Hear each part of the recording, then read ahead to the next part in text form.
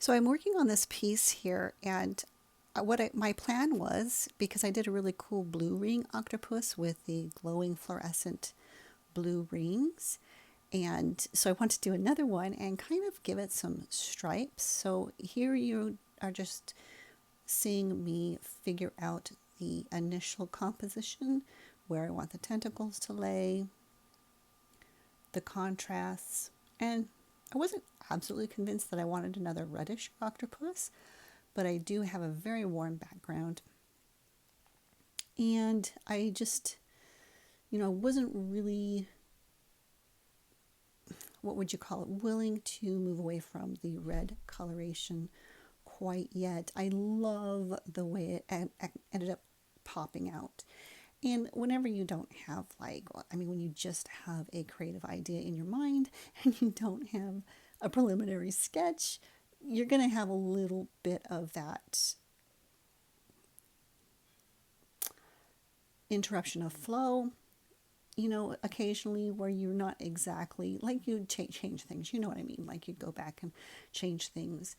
And so I just kind of went back and forth and worked the whole thing together like you would, like you kind of want to do when you want the whole image or painting that you're painting to have really good flow together. But I really just kind of wanted just octopus subjects. I actually have some stretched gallery canvases, and I wanted to exercise different types of octopuses on this mixed media paper first that has been treated in and had the warm red color as a base.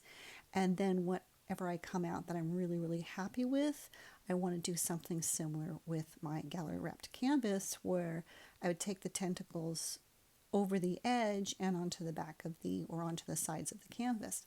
So I'm really, really excited about those projects, but because I wasn't exactly sure what I wanted to do, I decided, again, like I already said, I decided to go ahead and do it on the mixed media paper first.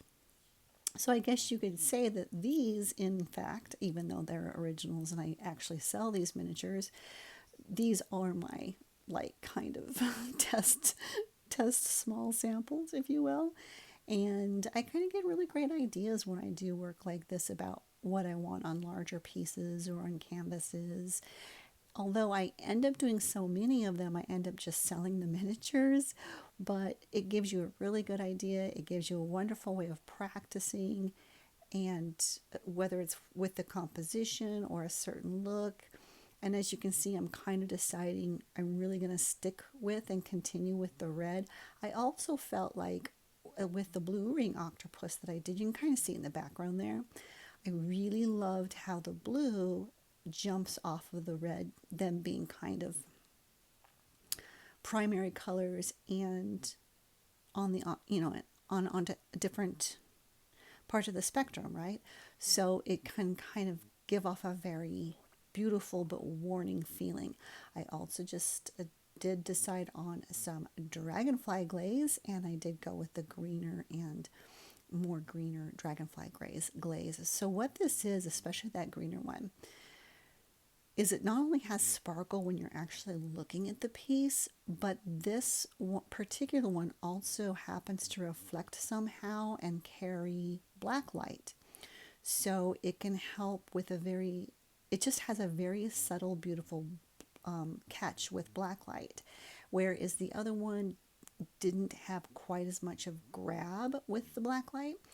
And what I also decided to do, because again, I really wanted some blue in there. So there's that. And then I'm going to come in and I'm going to enhance it with the neon fluorescence blue. So I believe that this type of paint also, you can have an underlight and it should glow a little bit in the dark. Now, because I'm mixing it with the dragonfly glaze a little bit, it'll be interesting to see how it comes out. And it really actually did end up coming out amazing under black light.